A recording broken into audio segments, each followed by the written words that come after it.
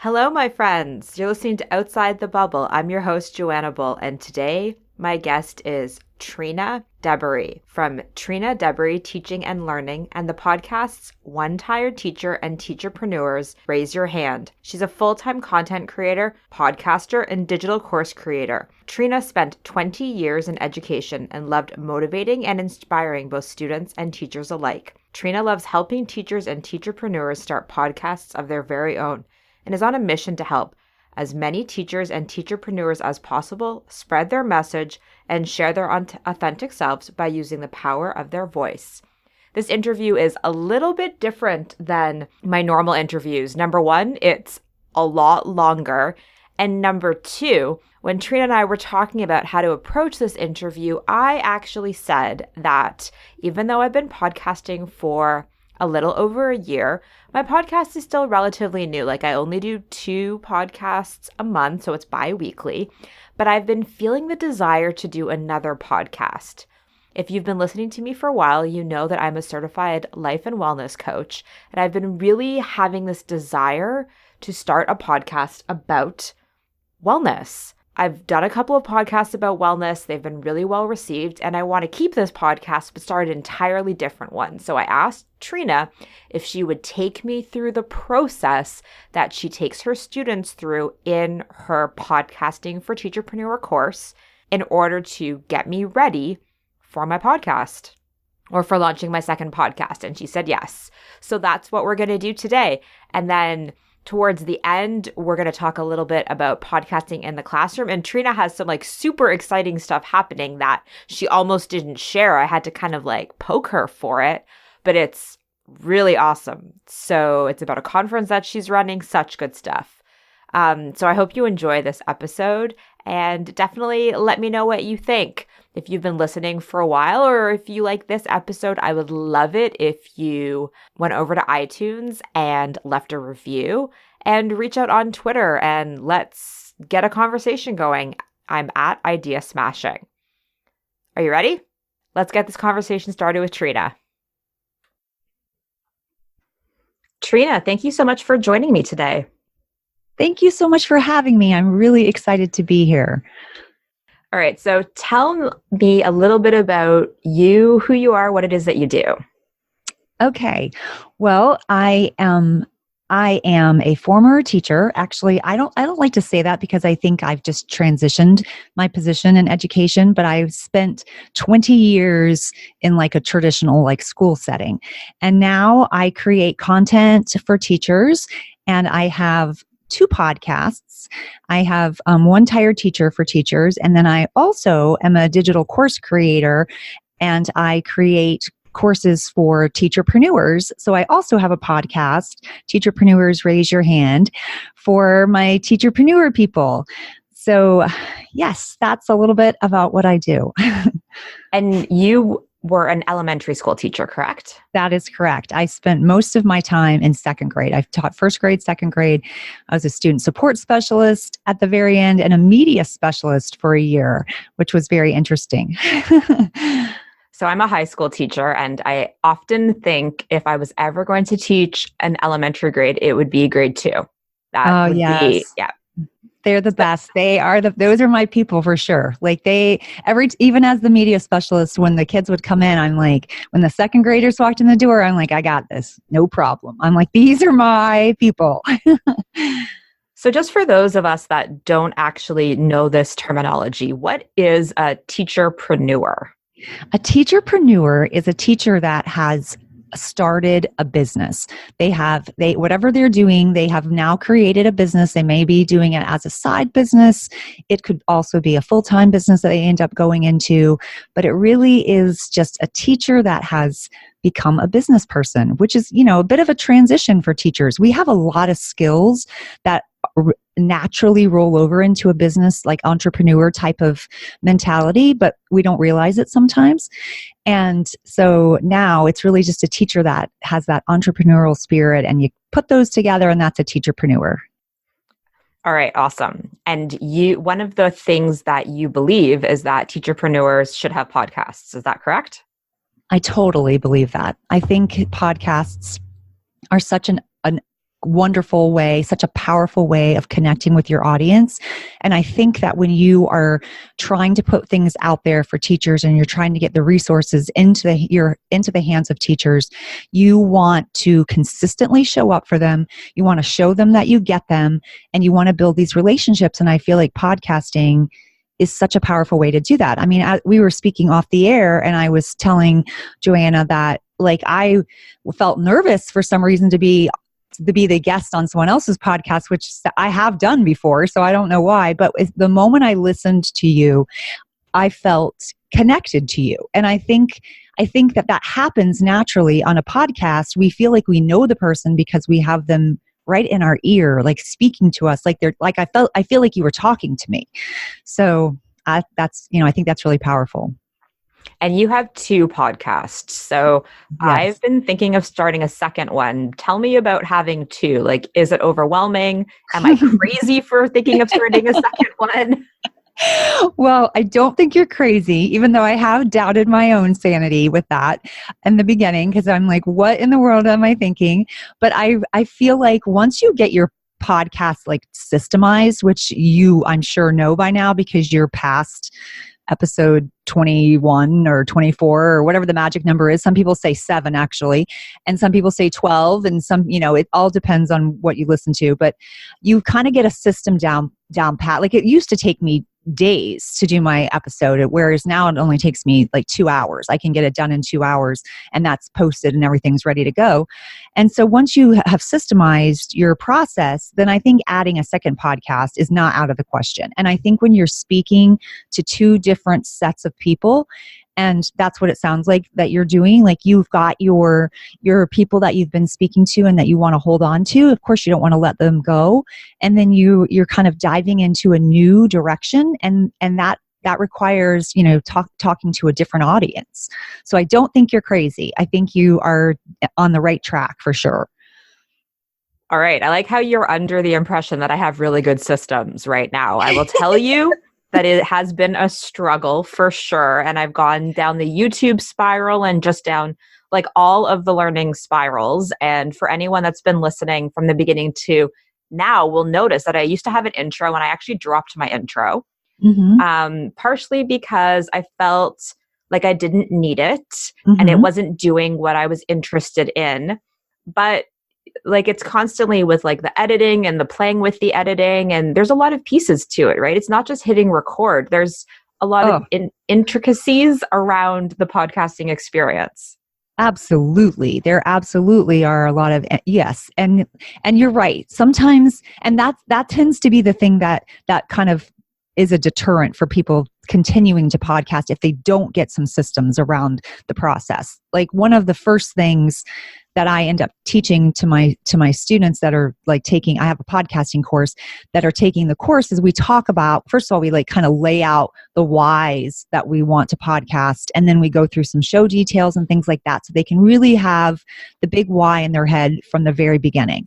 But one of the first things we do is we talk about like organization and like how you want to create almost a template so that it's easier to like, okay, I'm going to start with this. And if you don't have an intro, like you don't have to. And there's different schools of thought on that. Some people say, they don't need them anymore. Some people say they're not as important.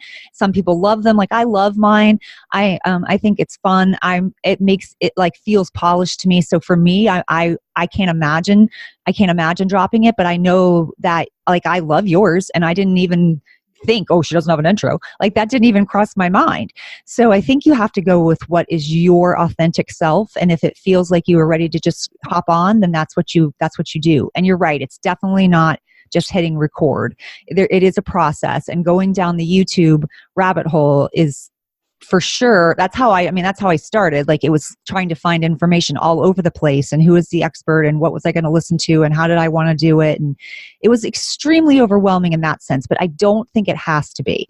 I think when it's laid out in a step-by-step manner, I think it can be, well, I know it can be 1,000 times easier, because honestly, when I created my second podcast, I followed my own advice that I had created for others.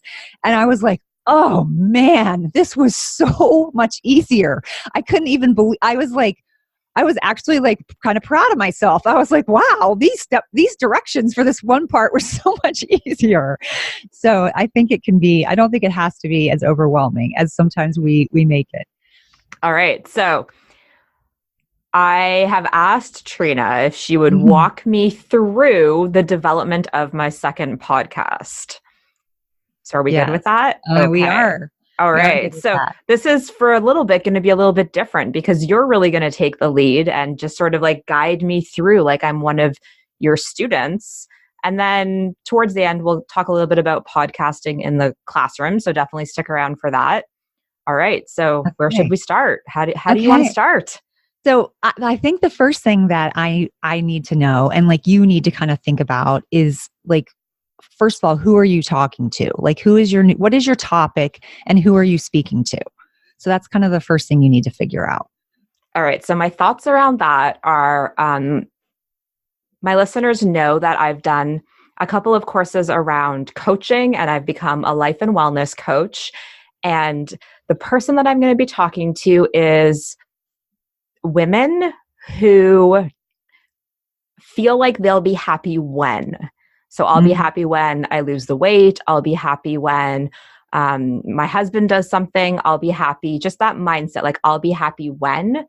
Yes. And mainly around like their weight. So whether it's weight loss or overeating or binge eating, but it's not, the podcast isn't going to be specifically always about that. It's more like about your thoughts and your feelings and the actions you're taking.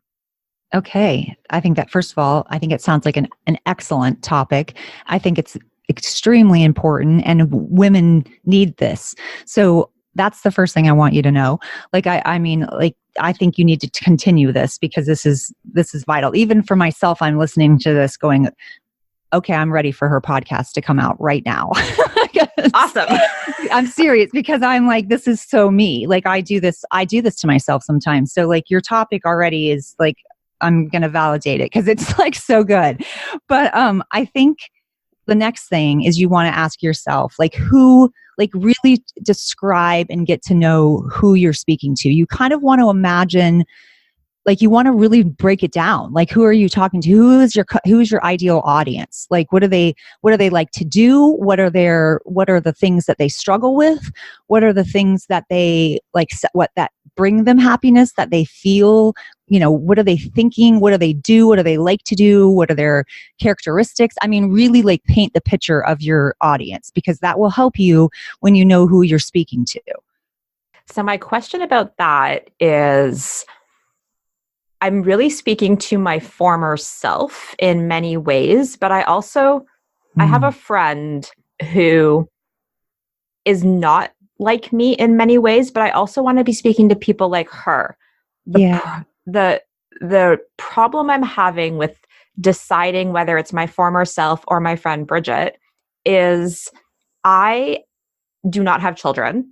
Mm-hmm. And she does have children, and one of her children has a disability. So our time is very different. Like, yes, I have a lot more time. Well, we all have the same amount of time, but I have a lot more freedom in my time. Whereas some of the challenges that she has are based on like her family. Okay. So that's sort of where I'm a little bit stuck with how to move forward with that. Okay. So I think what you do, I think you have more in this case, because it can be such a general topic, thinking about how I feel or what I want to make me feel happy can be applied to so many different women. I mean, I'm thinking women is probably, you just said women. So women is your thing that's in common. That's your common point. I think in this case, maybe you do have two people. Like maybe you are, because I think when we focus on things that would affect us, or that you're talking to your former self or you're talking to yourself, we have an intimate understanding of who we are. So I think, and a lot of the things that we think and feel, other people think and feel. So I think it's good to know because you know yourself. So I think it's good, but I would write it down like you were talking about yourself from the outside, like you were writing about yourself in the third person, like you're describing yourself. I think that's what you do, because that's one thing. You'll really look at yourself in a different way, and you'll be able to hone in on some of those things that will also resonate with others. And then I think you do take your friend, because as women, I think it's really hard to just say, we're going to talk about one woman. We're just going to say one woman who feels like, this. I think there's a variety of women that feel that way. And so I think having more than one specific person in your mind, I think is vital in this topic, because everybody's at a different life stage. And I think that would be okay to have multiple, you're going to have episodes that are going to hit on different things for different people at different times. And not every single episode is going to be relevant to one person. Does that make sense? 100%. And this is why coaching is so important. I was just thinking about an activity I did just recently with one of my high schools that I'm responsible for, and they're working on a one-to-one technology plan. So their school's going full one-to-one, starting with grade 9 in August. And we had big conversations around like the technology and the importance of the technology. And when they asked me to come in for PD, I said, we can just look at tools, or we can talk about pedagogy, or we can look at like, who is the learner in the school? So we ended up starting the process of building learner profiles, and we're going to end up with around 5 of them. Yes. So that every time we're using technology, we can talk about how we're meeting these different profiles, and not everything we do will necessarily meet all 5, but we always want to be aiming for 1 or 2. So that makes sense. I don't need 1. I can have several. Okay. Yes, I think you definitely can have several, especially in a topic like this, because then you can go down the route of like, I might have like a mini series talking to people that have children that have, disabilities, or they have, or maybe you're talking to women whose children are having, they're in adolescence and they're struggling with drugs, and they're struggling with grades, and they're struggling, you know what I mean? Like that, I think women, like single women, that are parenting by themselves, and they are like, I could just feel happy if I had this, or this. I think that those are all like perfect mini series about, let me just talk to this specific one. And I think we can learn from that as women. So I think even if I'm listening to you tell a story, or do a series on weight loss or whatever, and you're talking about yourself, or you're talking about, which I don't know that, I'm just, I don't know if that's what you're talking about, but whatever you're talking about, that's going to make you happy. Because you're a woman, I can still relate in some aspect. Does that make sense too? Because like, I don't feel like I'm going to skip that episode just because you don't have children and I have children. So she's not going to understand. She's not getting it. I don't think we have to be so divisive. Yeah, 100%. That makes sense. And I don't know why. It's funny what you get stuck on when you're trying to develop something new. Yes. And also, like, I don't necessarily, even the podcasts I love, sometimes I skip episodes, and that's okay. Yes. Yeah, like that's totally okay. Yeah. Yes. Okay. Yes. I did a little mini series on Makerspace, like how to incorporate Makerspace into your classroom. And not everybody that listens to my teacher podcast is going to say, oh, I want to listen to that about Makerspace. Like they're like, I'm not doing that. That's for the media center. I mean, some people feel that way, so they're going to skip it. Now I talk about that, but I don't expect them to listen to every single episode I have. And even my Teacherpreneurs, like sometimes I'm talking about marketing, or I'm talking specifically about like Instagram, and they go, I'm not going to do Instagram. I'm going to skip this episode because I don't want another shiny object. Like I'm skipping this and going on to the next one. And you're right. I think it's okay. But I think when you get stuck on things like this, I think that's the beauty of having a community, or having an accountability partner. Like, I think those kind of things can be important, because hashing it out, especially with almost with like-minded people, makes it, and not that they have to have the exact same thinking as you. In fact, that makes it more difficult sometimes.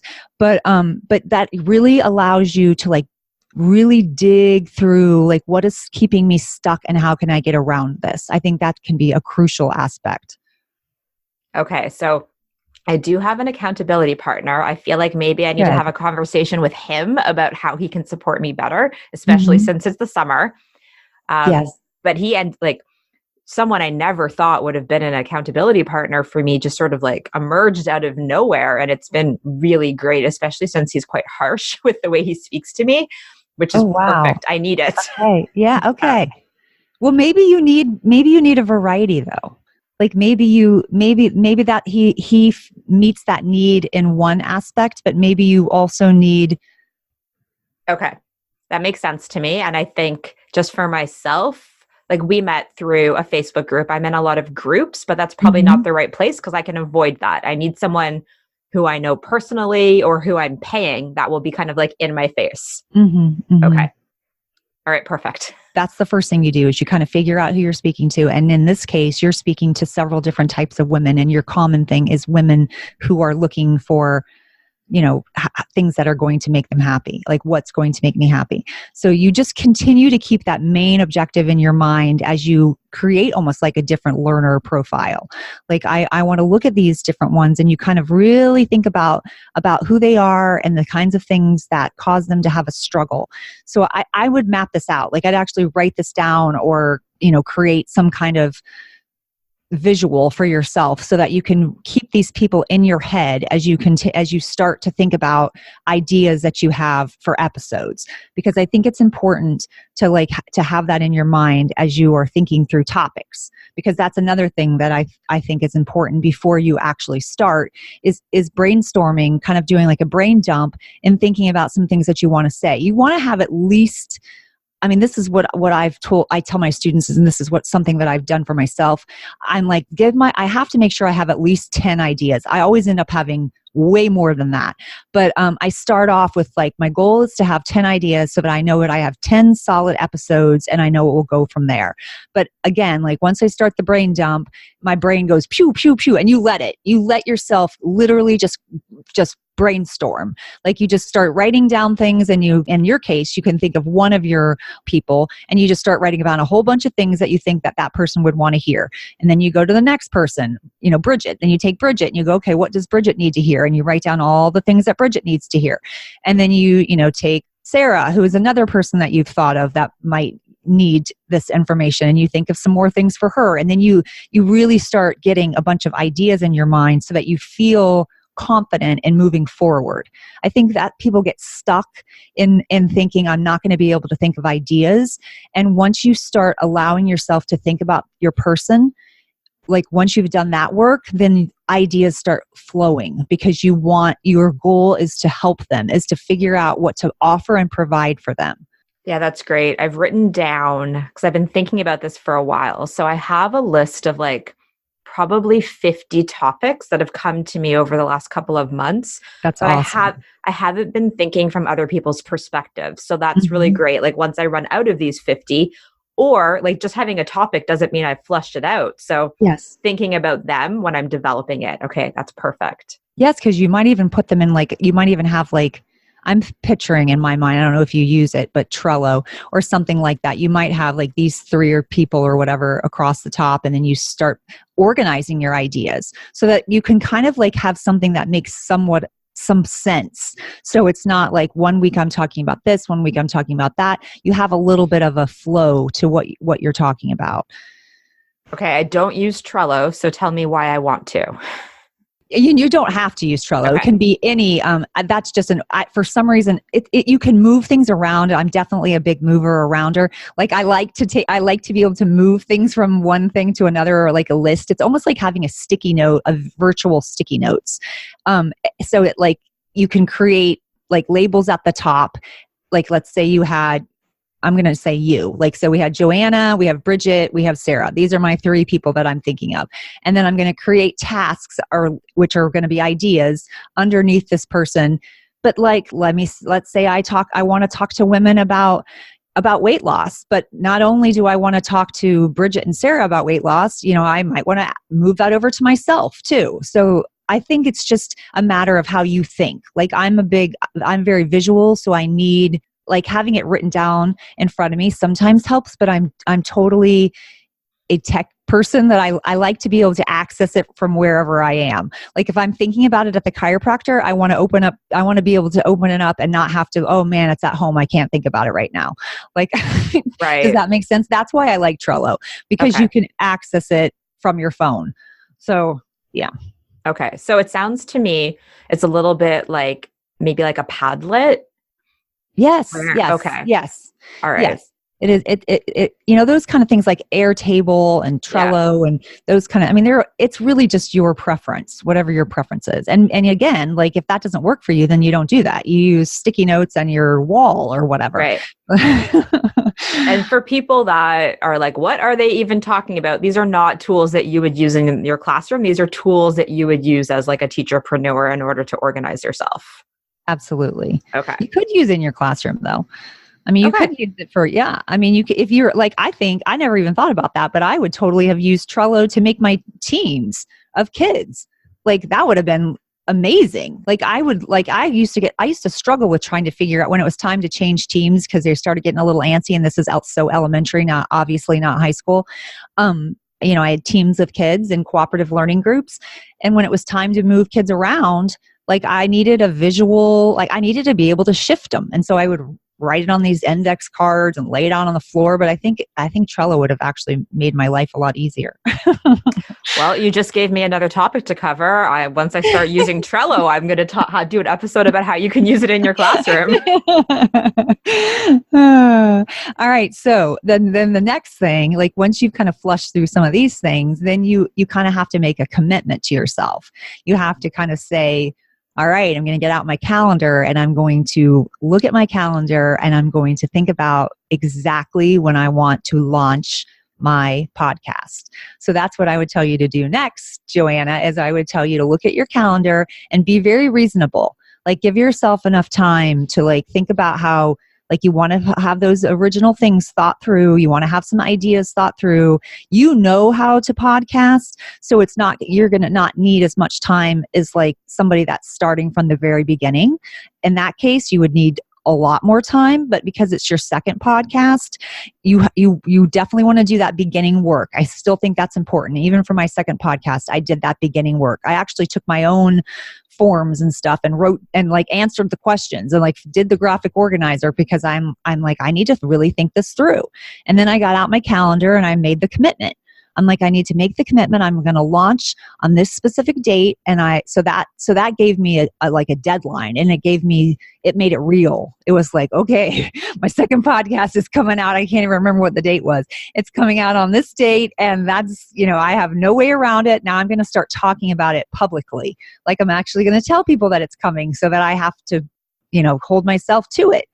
So I think that's really important too. All right. So I'm just going to say a date. I'm not even going to be in the country when this happens. So it means I have to have them all ready to go, all set up. So I think I'm going to, I haven't even looked at a calendar. Maybe this is bad because I don't even know what day this is. August 1st. I would like to release my first episode August 1st. If that's a Monday, if it's not a Monday, it'll be whatever Monday is closest to that. I'm going to tell you, August 1st. That's like my son's birthday is August 2nd. So you would think that I would have, and he's going to be 15. He like gets his, learner's permit. Oh, so I should have that seared in my brain. August 1st is a Thursday.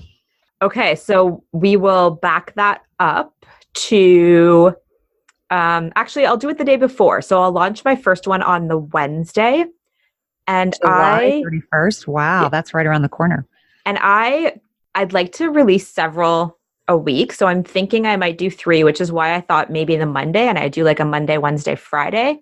Mm-hmm. As I start doing it, I may have to shift that because that might be too much for me to handle. Yeah, that's a lot. We'll see. Yes. Okay. Once I start. So you want to do it 3 times a week for the second podcast. How many times do you post for this podcast? I only do once every 2 weeks. Once every 2 weeks. Okay. Yeah. Okay. That sounds a little more, because I'm like, whoa, 3 in 1, because you're going to do 3 for one podcast and 1 every 2 weeks for the other podcast. Yeah. Yeah, that's a lot. Now, because we are in summer right now and I have time, my thought around it is I can do a lot of episodes right now. Yes, you can for, batch. for both podcasts. And my Yes. second one for at least the beginning and quite possibly the foreseeable future is going to be a solo show. So they may be shorter, which in my brain means they will be less editing. Yes. Yeah. So You're right. You're right. It actually is.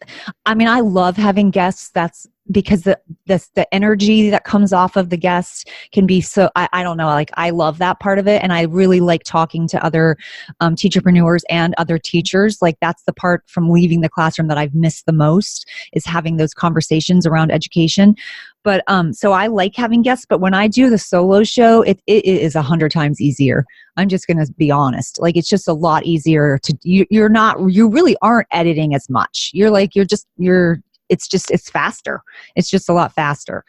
But when you launch, one thing, I don't know if you did this for your first one, and this is something I tell my students, that you should have 3 shows ready to go at the launch. Did I have 3 shows?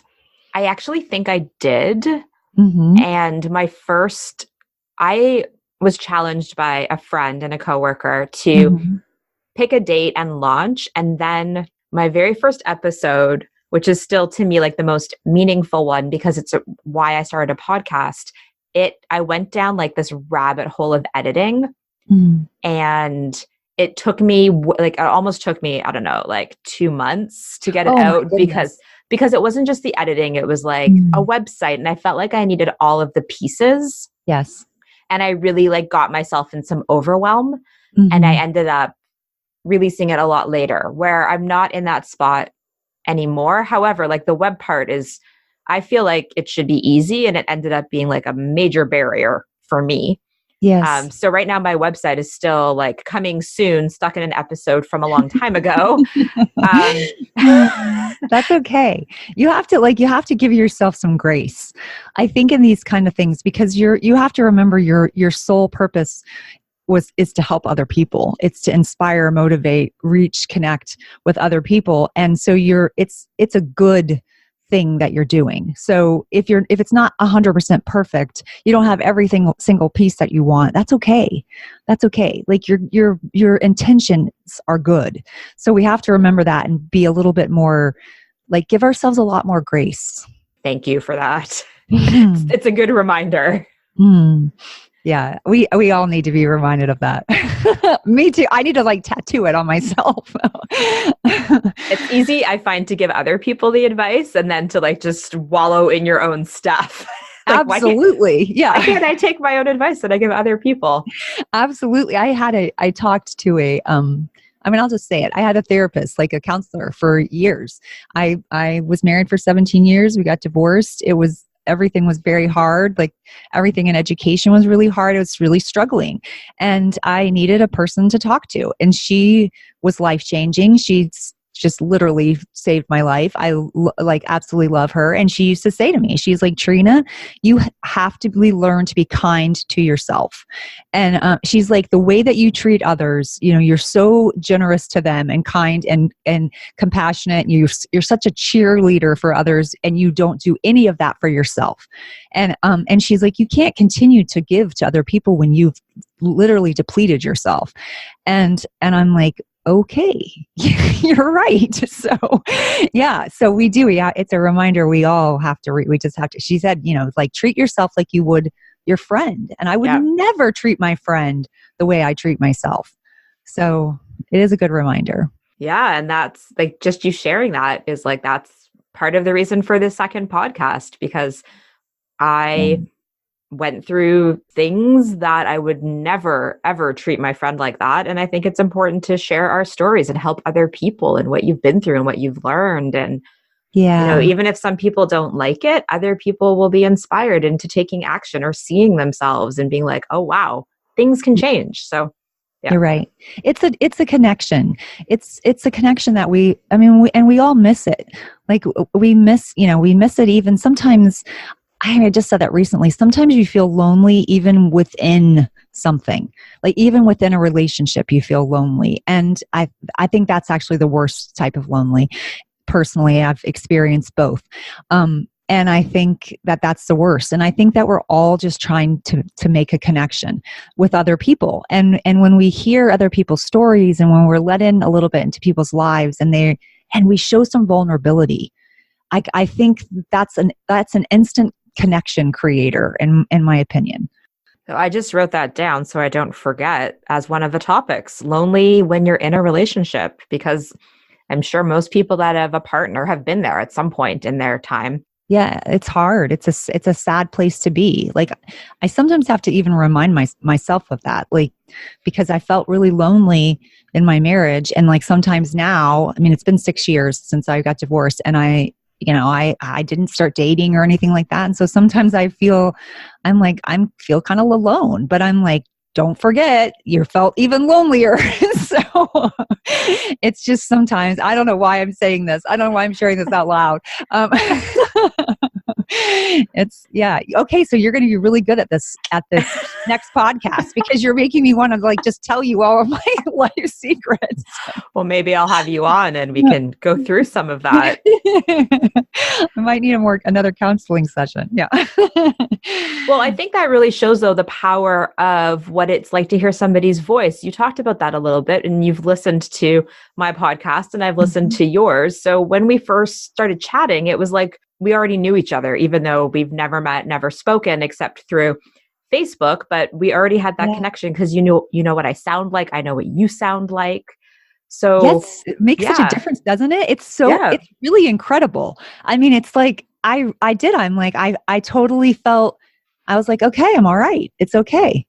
I've already heard her voice. Yeah. I feel like I know her a little bit. So yeah. Okay. So I'm going to release the end of July, beginning of August. What do I need to think about there? I need to have a couple of episodes ready to go. I'm actually going to be away. I'm going to be scuba diving in the Philippines. So I'm going to need a lot of episodes ready to go.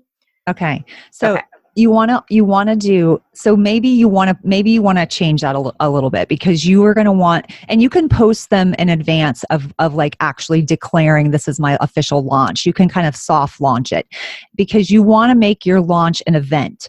That is something that that we forget as podcasters, that we want to, like, it's special. It's something big that's happening. You're putting something out into the world, something beautiful out into the world, and it's important. So you want to make it an event. You want to talk about it, on your social media channels. You want to talk about it. You want to share. You almost have like a little bit of a virtual party. Like, and again, you can put these episodes up in ahead of time, because you're going to have to apply to some of the platforms in advance, especially Apple Podcasts. And that honestly took longer the second time with my second podcast, because now it's Apple Podcasts and not iTunes, which is, yeah. So that one took longer, and even Google took, like, the first time I put One Tired Teacher up, it was immediately accepted. Like, it was accepted immediately. And then this time that took like a week, I think. It was a little bit longer than, I mean, that's not that long, but I mean, when you are planning a launch and you're like, oh my goodness, I'm getting ready to have like a little bit of a virtual party, and my episode is not on all the platforms I said it was going to be on, you start panicking a little bit. So you want to make sure that you have put at least that first introduction one up, so that you can apply to those different platforms. And again, some of them take longer, like now Spotify and Stitcher. I think Stitcher was like immediate, as opposed to the last time that took longer. So it's really, you got a little bit of a different waiting game sometimes on the different platforms. So keep that in mind. That's important to keep in mind. And then also, I think it's a good idea to make it an event, to make it something special. And maybe you do, I don't know if you're on Facebook or Instagram or which one that you're on. I know that you are on Twitter, whatever platform you spend the most time, like, maybe you tell people I'm launching, today's the launch, and you like set an event and you invite people and you do like a live, you do like a Facebook Live or an Instagram Live. And I did a giveaway. I had, some Starbucks gift certificates, because it was One Tired Teacher. So I was trying to be like very thematic, and like a Barnes and Noble and iTunes, and at the time, because it was iTunes, and I did a little giveaway, and I was like, anyone that came, I was so excited to start the podcast, and I talked about things that we were going to talk about. And honestly, I got a ton of ideas just from the launch, because it was like, what kinds of topics do you want to hear? What is causing you a struggle in your classroom? And teachers told me, and I'm like, I wrote them all down. Actually, my daughter did. She was like my little virtual assistant. She was so helpful. And she's 19, so she was really helpful. And I and then I just sent them the code. Like, I direct messaged them the code to the gift card, and yeah, it caused a buzz. It was fun. It was so fun, actually. So that's just something to think about. My first launch, like I said, I launched way later than I was supposed to. So my plan was to announce it at a conference I was at. Mm-hmm.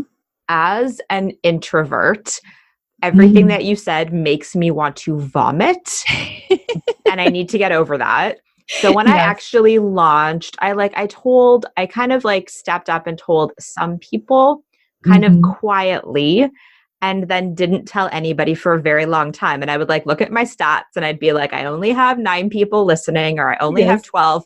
And my husband was like, you told nobody, like 12 strangers found your podcast. So even really good friends of mine, like I was out for lunch the other day, and someone was like, you have a podcast? And I'm like, it's been over a year, right? That's hilarious. It's sort of like, if you're not a teacher, why would you want to listen to it? I feel. That's what I did. I totally, I even though I had that event, like I didn't tell my family, my close friends. Yeah. I know I had somebody just like months later, they're like, you have a podcast? I'm like, yes. And So I would take that back. Like I would change. And I'm an introvert too. So I totally get it. Like putting myself out there on Facebook and Instagram or any other. And actually I did both for the first one. I hopped on Instagram, and then I was like, all right, I'm hopping over to Facebook. And I hopped over to Facebook, and I was shaken by the time it was over. So don't get me wrong. And I didn't stay on there forever. Like it was like, I don't know, maybe 20 minutes on one and 20 minutes on the other, if that, because I was like, we're here, woohoo, let me just do this giveaway. And then, so I understand like but you get over it. Like you got to put yourself out there sometimes. And it's one of those mountains that we have to tackle. Yeah. So thinking about this, I was having a conversation with a friend of mine, and I have a couple of people on like my personal Facebook who are negative. Like they respond to a bunch of my posts, and like I have a friend who often sends me they think a very certain way. And, as a teacher and like working on equity and white privilege and all of those components, like they're not the people that understand those things, and they have very strong opinions. And a friend of mine will message me and be like, how are you friends with these people? And for a long time, I justified it. Mm-hmm. And then a friend of mine, when we were out the other day, was like, why don't you just unfriend them? And I was like, oh my goodness, I can't unfriend people. And she was like, are you friends with them? I'm like, well, no. Like one of them is a very old friend from high school. I haven't seen him in, 20 years. And another is my husband's childhood friend. So my friend was like, just unfriend them. Like unfriend those people. Yes, unfriend them. If those are the 2 people that are holding you back from saying what you want to say. And I was like, all right. So yesterday I did it. I went and I unfriended them. And I'm like, oh, I feel now like I could actually say things on my Facebook and do Facebook Lives and put things out there and be more comfortable.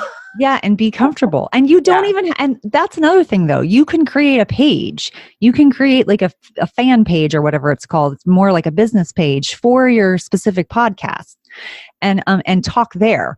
And then you wouldn't even feel like it was on your personal information. But I still think it's important to tell people, even in your own in your own circle of whatever, because they're interested in things that you're doing and they care about you. And the 2 people that were, sometimes we just have to let those people go. It's not worth carrying the negativity that comes with that around with you. And I was a little bit stuck on it, partially because they're, people that were in my life, but also because I don't want to eliminate people that have different viewpoints than I do. Yes. Like I don't want to just surround myself with, Yes. with my mirror. Yes. You want to But be challenged in your yeah, thinking sometimes, and that's okay. But I think that there's a difference between being challenged in a respectful way than there is somebody always being negative and kind of harping on things that you say. It's all right for us to think differently on things. It's just we don't have to be jerks about it. I mean, like, right. Yeah. that's kind of what because I have many friends. We have, especially with what's going on in the United States and the whole political aspect. And honestly, sometimes I'm like, I don't know how we're friends, because that I can't understand that thinking at all. But I'm like, those people have never said anything negative. They don't make any kind of negative response to my strong feelings of unity and like inclusion and whatever. Like they say nothing. Now, if they said something and they were nasty about that, or, then I might have like a problem, because I'm okay that they think differently. I don't understand it, but it's okay that they think differently than I do. And these are things that as we put ourselves out there, we're going to have to be ready for, because Yes, not everyone's going to like what we're sharing or our message. And being ready for that pushback and that feedback is something we need to be you're prepared right. for. It's Yeah. hard. I think that's hard. I tend to take things personally, so I actually do. I struggle with that. Like I'm doing this virtual learning party for Teacherpreneurs. It was kind of by accident. I just kind of asked people if they would be interested in like having this mini like learning conference online, and I had like all these people respond about wanting to present, and then I had the group is up to like over 600 people that want to come. And I'm like, oh my goodness, this is massive now. But I had somebody that said kind of a negative, like they implied some negative things in two different groups that I'm in. And I'm like, what is this person doing? I ignored it at first because it was like very, those people that are like, they're a little bit subtle and they're like, they are trying to dig for more people to jump on their bandwagon. And, which I like that, just come out and say, you think I'm doing something wrong. Like, just don't pretend that you're not really, but, that drives me crazy. But anyway, so they said something somewhat negative, implying something that I was like, this is coming from like wanting all people to feel included. And so it was offensive. I felt offended by her response. And I just think that's hard. I think it's hard when you get pushed, especially when you get pushed back on something that you're trying to do that you're trying to be nice. Like that's where I'm like, and it's a lot of work for me. It's been a massive amount of work for me that I've done for free. And so I think that when people like question and they question your motives or they question whatever, I just think like I do have a hard time. That's where I have to do some more self-talk, and I'm like, I don't have to take everything so personally. Like it's hard for me though sometimes. Yeah. I mean, we're two adults sitting here having this conversation, but in the classroom, we so often expect kids to be completely okay with feedback and criticism and just like brush it off and move on. So You're right. These are skills that we're not really taught. No, you're so right. That's so true. I think about that for kids, and they don't, you're right. They're supposed to take these almost criticisms and even when you say it in a nice way, this is just something you need to work on, or you spin it in a way that we're learning from this and whatever, it still hurts. And some of those kids, they internalize it and they walk around feeling like I'm not good enough, I'm not smart enough, I'm not. And that is the last thing that I ever wanted kids to feel, is that like I never want kids to feel like they're not good enough or they're not smart enough. So yeah, you're right. I think it's something that we have to learn how to deal with. All right. So let's just run through the rest of what I need to consider. Yes. Okay. Really quickly, and then we'll get into some podcasting. Just a couple of things about podcasting in the classroom for those that are interested. Okay. All right. So I'm launching. I'm going to get over the fact that I want to vomit. I'm going to put it out there to people, which means I'm maybe not going to do it on August 1st because I'm remembering last time I applied to iTunes, it was like I couldn't actually schedule it. It was like immediately published. Maybe I did something wrong Oh there. yeah, I don't know. you're right. You have Okay. to, but Okay. you don't have to necessarily launch. Like I Yeah. just put quotation marks. You Yeah. can't see. You don't have to necessarily launch it when you've posted it. That's why Okay. for me, I went ahead and I put up episode 1, which I usually do an introduction, like what this podcast is going to be about, who I am. It's really short because when you are starting off with 3 episodes, sometimes that can feel daunting. So when that number 1 episode is just kind of light and easy, then I'm like, okay, that's really not like, it doesn't even really count to me in my mind. I'm like, okay, this is not like a big episode that I have to worry about. I'm just kind of introducing myself and my podcast. So I always post that one. I start with that one, and then I apply, and then I put the other 2 up basically simultaneously. I mean, they don't go up like it's like one and then the next one, but that's how I did it. Like I applied with that first one up. So I just didn't tell anybody that it was up. It was up for, a couple weeks on some platforms. Okay. Like when I got, it was immediately accepted by, I think, Stitcher and Spotify. And so it was available. It's just, I didn't talk about it. It wasn't officially launched yet. Does that make sense? Yeah. So it's different. Like you're putting it up, somebody might randomly find it, but Yes. you haven't actually gone ahead and told people that it's there. Okay. Yes. Okay. So I'm going to do that, which means I may have to change from my August 1st and wait till I'm back from my trip. That's okay. I can have them all ready to go. Yes. Okay.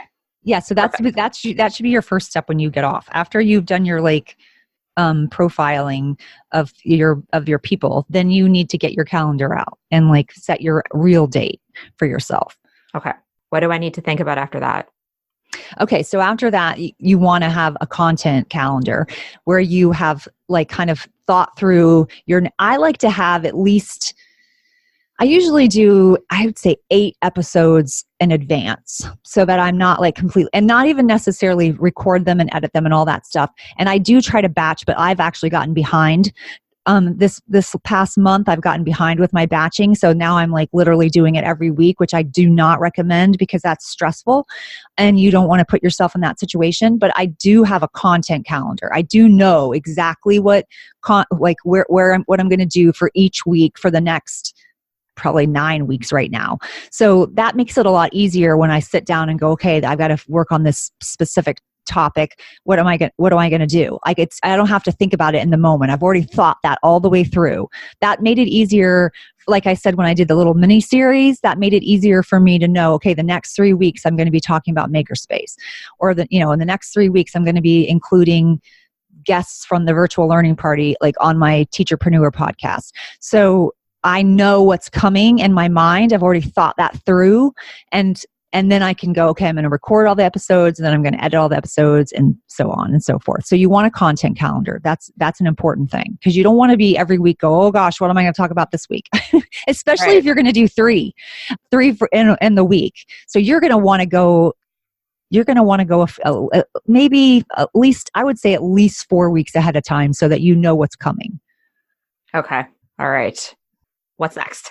And then the other thing is and I know that you do this, like I think your calendar thing for your guests is great, but I don't think you're having guests for this next podcast. But I think that's really helpful because you have all the information in one place, and I tend to like have it in a notebook, and that doesn't work for me as well. As I like your calendar thing. I think that's actually a really good suggestion to have your guests do a little bit of that front loading work, so that when you sit down to edit it or write it on your show notes or your post or however you do it. Like I have show notes. I have it on a website. It's kind of like a blog.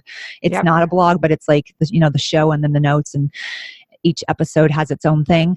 But I do think it's important to, like, you will have a quote or something like that, like to have something to share on different social media outlets. Like I'll create a pin for Pinterest with my show title and a little blurb and a picture.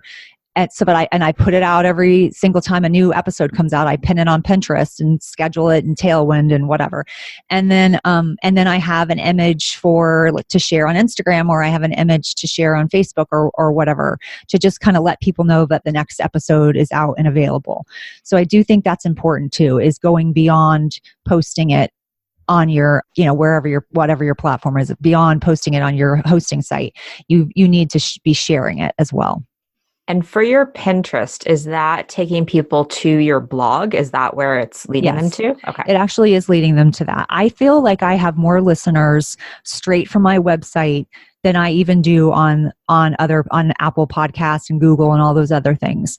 Wow. Yes, my track, but the good news about that, I at first was like, maybe I should be directing them to Apple, but I'm like, that's so hard to do because unless they're on their mobile, like it's not going to automatically take them to and you do get a URL from iTunes, but it's just, it's wonky on a desktop. So I'm like, I don't want to do it like that. So I took them directly to my web, and then I did some research on it, and they were like, no, you need to be sending them to your website. And so I sent them directly to my website. But the good thing about that is, like, now they're on my website. Now they're there in my area. So now they can look around and they can see if there's other things that interest them or that they want to know about. So my traffic to my website, it has been, oh my goodness, unbelievable. I had to keep putting it in the percentage calculator to make sure I was like understanding the increase in traffic. It was like a 1,200% increase. And I'm like, is that a percentage? Like, Wow. it's crazy. And it's because of my podcast.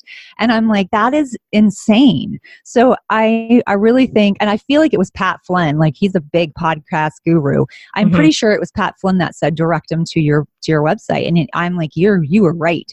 He's so right about that. Do you feel like that's coming from your Pinterest? Oh, I definitely do. I definitely Okay. think that's coming from Pinterest. My pins for my podcast actually have been doing better than my pins for my products that are, directed to teachers. Like, I have more repins and engagement on my pins to my podcast than I do on any other pins. And immediately too. It's not like it's got to go on there for 3 months or so. It's like immediately. That's never happened with pins so quickly. So I definitely think it's because of Pinterest. That's awesome. So I definitely feel like we could keep going all day on this. Like, this could be honestly a never-ending interview. What site do you use for hosting? What are you using for getting your podcast up? I use Squarespace as my website, and Squarespace, I love Squarespace. I swear, I feel like I need to buy stock in it because I constantly am talking about it, and I don't have an affiliate, I have no link to them whatsoever. I just love them. And I swear they make everything like it's all there. So they allow you to host your podcast for free on their website. So you literally it's almost like creating a blog page, but you just upload the audio player, which is free, which you have to pay for on other hosting sites, but it's free on Squarespace. And so I don't have to pay for hosting. I mean, now Squarespace is, I'm paying for Squarespace, but I don't have to pay specifically for hosting. So it's hosted that way, and then it pushes it all. I have the RSS feed, and it pushes it to all the platforms automatically. So as soon as I post it, I schedule it to post. As soon as it posts, then it pushes it out to Apple and all the rest of them automatically. So it's great. But if I were going to pick a hosting site, I would recommend Buzzsprout. Like, people say Libsyn and Buzzsprout are the two like top podcasting people that talk about them. And I think I like Libsyn. I can see why people pick it, but I think Buzzsprout is so much easier to navigate. And so like that's what I would pick if I had to choose. All right, good to know. I had no idea that Squarespace did that. I use Libsyn just because when I first started, I bought a $12 course on Udemy about how to set everything up. Because I was like, I just need someone to teach me so I don't have that learning barrier. And I'd watched some YouTube videos, but I needed like the sequence, right? I needed the beginning to the end. Yes. And that was what they used. So I was like, if that's what they're using, that's what I'm going to use. So So you actually teach the structure, correct? I teach the structure. I go from the very beginning, like the pre-planning stages of like thinking things through. We do like a podcast analysis, which is another part of the course. And I talk about equipment. I show you how to set it up.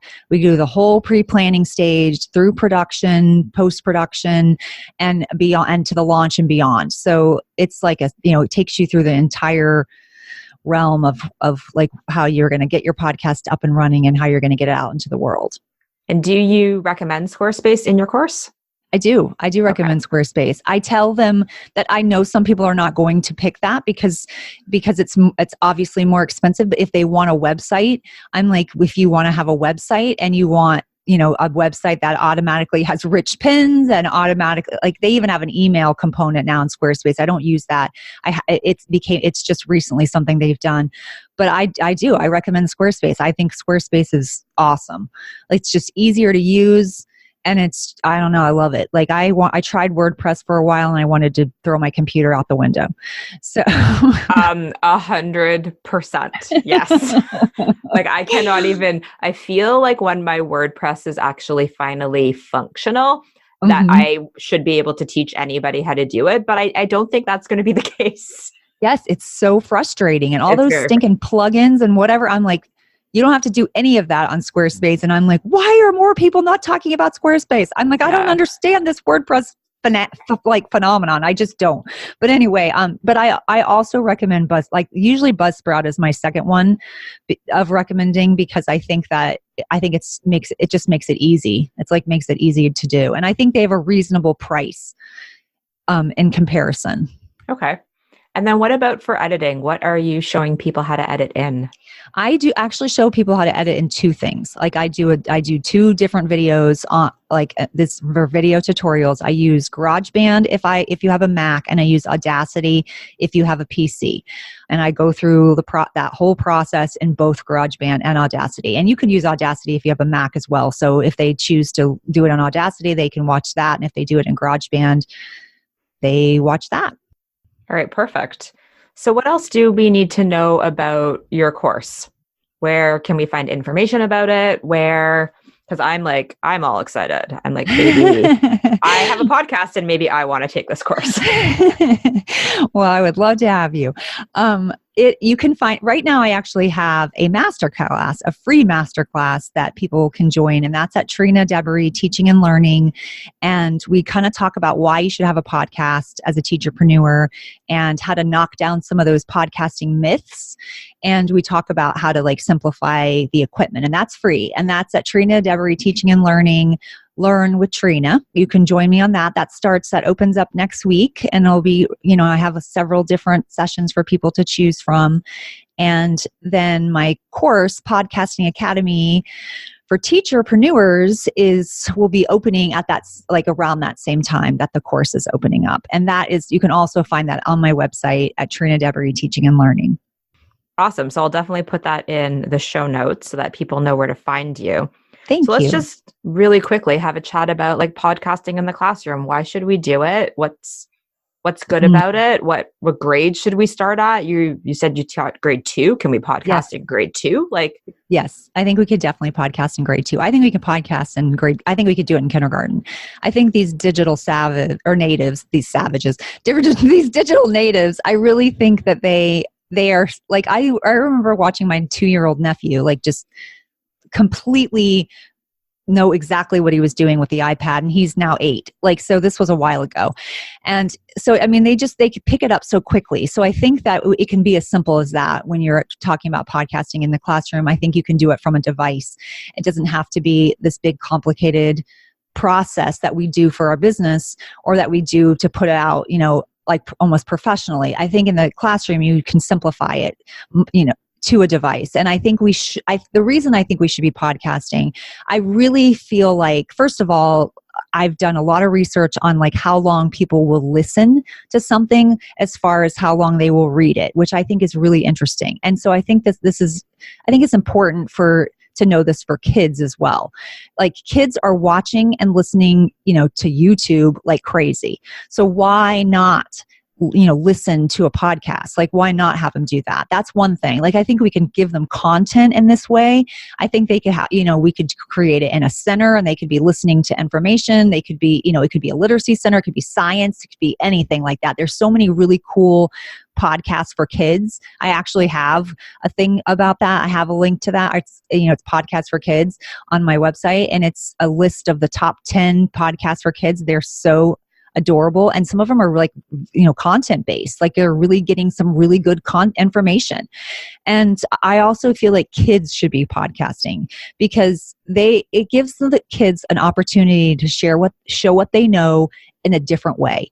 I feel like we're doing so much of this one way of thinking. We value people that are reading and answering questions, and we don't allow them to show what they know in an alternative manner. And I feel like we need to be hitting more multiple intelligences, and that podcasting is one of those ways that you could do that. I mean, kids that are reluctant to write are not reluctant to speak.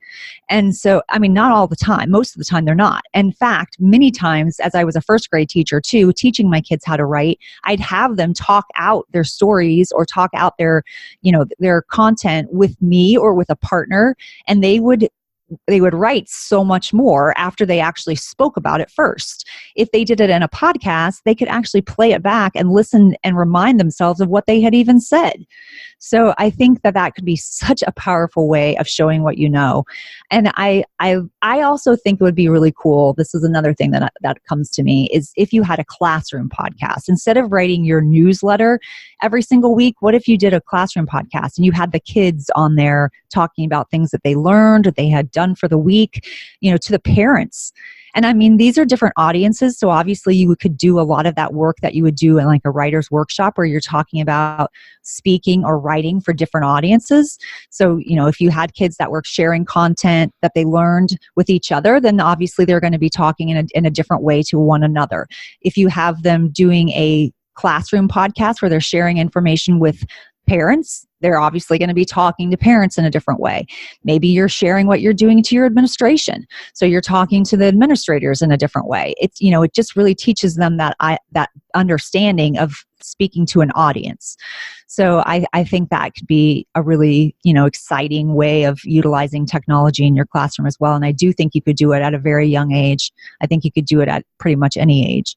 I definitely don't disagree, but I just want to go through like some of the barriers that my brain has come up with. Mm-hmm. I'm sure there's lots. Okay, so I'm a little bit torn about like the difference in a classroom between like just an audio recording and a podcast, because my brain says that a podcast is like distributed widely. Yes.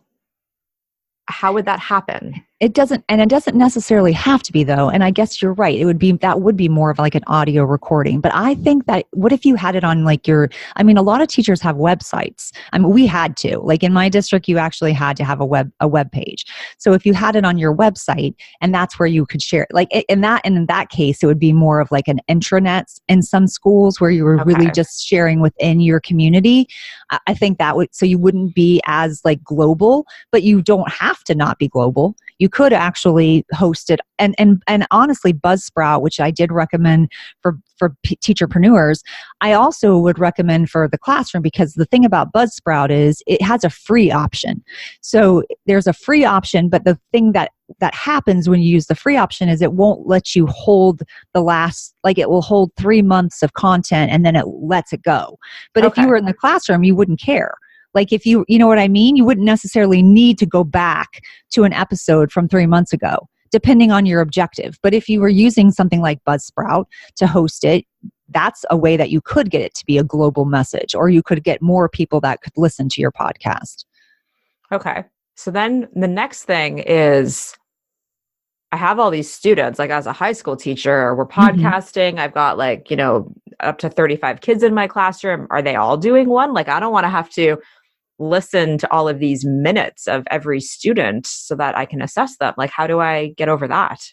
Yes, and that's true. And that would be something that I think would definitely be a hard thing. I don't think you'd have to do it. I don't know if I would do it one-on-one if I were doing it with high school kids. I might not even do it one-on-one if I was doing with elementary school kids. I'd probably put them in a group, and so that they were doing like a collaborative assignment, and not necessarily everyone has to talk, because I don't think that you force them to do that either. I think that there's some choices in how you are sharing what you know. So in a collaborative, and again, every person would need to be held accountable. So maybe you had roles, like one person is going to be in charge of recording and one person's going to be like the announcer, and then, or you could do it like a news broadcast where you had a couple of different announcers, and then you had the behind the scenes people, or you had somebody that was the editor. Like they had a role that they did in this collaborative group, and then they were sharing, like, let's say they were doing a project on like some kind of sociology topic. I don't know why I just thought of sociology, but and then they were like, they did the front loading things where they had to come up with like the research, or they had to come up with what they're presenting, and again, everybody would have a different role in that, so that everyone had a piece of it. And then you were like, okay, this is how you're going to present the information in this particular podcast episode. So you wouldn't be listening to 32 different podcasts. You would be listening to maybe 5 or maybe 6, depending on how many roles you wanted to have in that particular, group. Okay. So I'd be approaching it the same way that I would with like any kind of group assignment. Yes. Okay. Perfect. That gets out of the, like, I was imagining all the students, like everyone's creating a podcast. I'm like, oh, that's really overwhelming. Oh yeah, that's perfect. A lot. That would be a lot. And I think you could also use it as like a digital exit ticket. I mean, it could literally be, and you wouldn't even necessarily have to do a podcast in that case. You could use something like SpeakPipe, and they could do, and you can limit it to 1 minute, 3 minutes, or 5 minutes. I think this is a paid for thing, SpeakPipe, but it's not very expensive. It's like maybe $12 for the year or something like that. And you get a link. And so you can do it on, I have found it to be harder to use on mobile for some reason. I'm not sure why. It said it needed to be updated. My software is updated, so I'm not sure about that. I'd have to look more into that. But there's other programs like that where they allow you to have like just a 1 minute thing. So if you had them respond to a question at the end of the assignment as a quick like little assessment, and it could be like a digital exit ticket, and they said their answer really quickly, and you'd be listening to one. So you'd be listening to 32 minutes, which I still think is a lot. But if you were listening to 32 minutes and kind of multitasking at the same time, and this is again just checking to see if they were on track. It's not necessarily something you'd have to give them a grade for. Right. Okay, perfect. Really great strategies. So where else can we find information about you and connect with you? I have my website, which is Trina Deboree Teaching and Learning. And then I have, and they're on there, you can find my information to both my podcasts, One Tired Teacher and Teacherpreneurs, Raise Your Hand. I'm on Facebook as the same thing, Trina Deboree Teaching and Learning. And I'm on Instagram, but that is a different name because you can't put all those characters. So it's like Trina _ learning or something like that. I don't even know what that is. I can't even remember what my Instagram one is. I'm really bad on Instagram. All right. Well, I will link it all up. And I also feel like we need to know a little bit more. You talked about this virtual conference that you're doing, but what do we need to know about this? How can we participate or be part of it? Like 600 people, that's crazy. July 16th, 17th, and 18th. It's a group on Facebook, virtual learning party for teacherpreneurs. All you do is ask to come, and you are accepted, and you come in, and there will be 29 sessions, some of which will be live. I have a schedule already posted. And so it tells you like this session, that's where my masterclass on podcasting for teacherpreneurs is one of the sessions. There's tons of other sessions on like setting mid-year goals, and doing social media marketing from your smartphone, and creating resources on your iPad, and Instagram, and email marketing. I mean, there's everything you can even imagine. It's been really a great response of very talented people that are doing sessions. And then there'll also be some pre-recorded sessions that I have some slots of time where you can listen, but you can also listen to those at whatever time you want. I felt like it was really important to include people out of our country, out of America, like out of the country, because we have a big community of teacherpreneurs that are in Australia, they're in Canada, they're in the United Kingdom, they're in different places, and they can't necessarily listen to the same thing at the same time because, they could be sleeping. So, so it's, in this case, there's replays, and even for the live sessions, there'll be replays available for all of the sessions. And then on Wednesday, I didn't want to lose the networking aspect that you get from like going to a conference. So this was a stretch, and like I was having a hard time with this at first because I'm like, how am I going to pull this off? But I have got I think about 10 facilitators that have volunteered to facilitate. So they will have a Zoom link, and that will all be in this attendee packet that comes out on Friday. And you will pick which one you're interested in. Like there's like a K1, a second grade, 3 through 5, middle school, high school, people that are out of the country, people that are full time doing work on like Teachers Pay Teachers or something like that.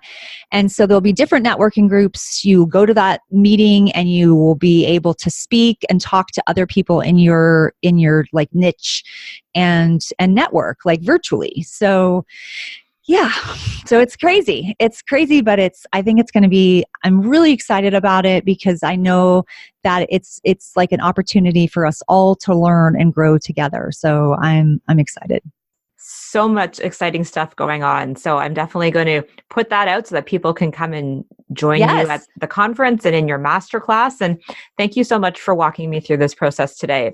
Gave me a lot to think about. It makes me really confident about what I'm going to do and just a lot of clarity. So thank you. I'm so glad. I think it's going to be really amazing, Joanna. I'm excited about it. I want to come to the launch too. So please tell me the exact date. Absolutely. Thank you. Thank you.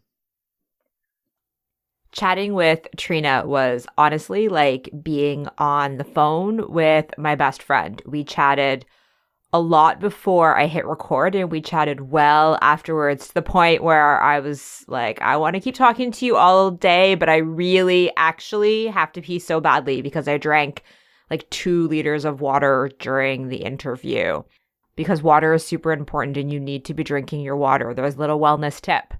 This was such a great interview for me. I hope you got tons out of it. I know it's not necessarily for everybody, but lots of things to think about if you're interested in starting a podcast or if you're a teacherpreneur. So for all you teacherpreneurs out there, and for those of you that are even thinking about being a teacherpreneur, and if you've listened to this episode in time, definitely sign up for Trina's masterclass. It's going to be so amazing. And definitely check out the conference. Everything will be linked up in the show notes so that you can get some summer learning on. Check it out, all online, all free. It's going to be some amazing, really professional development. So good. And really congratulations to Trina for putting that together. During our conversation, Trina mentioned something that I use, and we didn't go into detail over it, but she mentioned that I use a calendar. So the calendar that she's referring to is called Calendly, and I'll link that information up in the show notes. So if you just go into the description of this episode, you'll be able to get some more information about Calendly. But Calendly is what I send out in order to schedule interviews for this podcast. I use the free version of Calendly, so it is limited, but it's still amazing. And because all of my episodes are 1 hour in length, like I send the link to the guest, they sign up for the time and date that works best for them. I'm able to go in and put in my information, so I put the times and the dates that are best for me. And then I have a bunch of questions. So for example, I ask for their email address, I ask for a bio, I ask for any relevant links, and if they would like me to add any specific quotes to social media. So that's what Trina was referencing when she talked about how she really liked my calendar. Now, this episode I actually recorded like just recently. I recorded it on Tuesday. I'm editing it on Wednesday, and it's going live on Thursday. The information was really relevant and timely. So if you're listening to this after July 16th and you still want information about Trina and her course, definitely visit her website. That'll all be linked up in the show notes. And her conference is being recorded, and I'll find out where we can get access to those recordings, and I'll update the show notes as needed. Thanks so much for listening. I will see you in 2 weeks.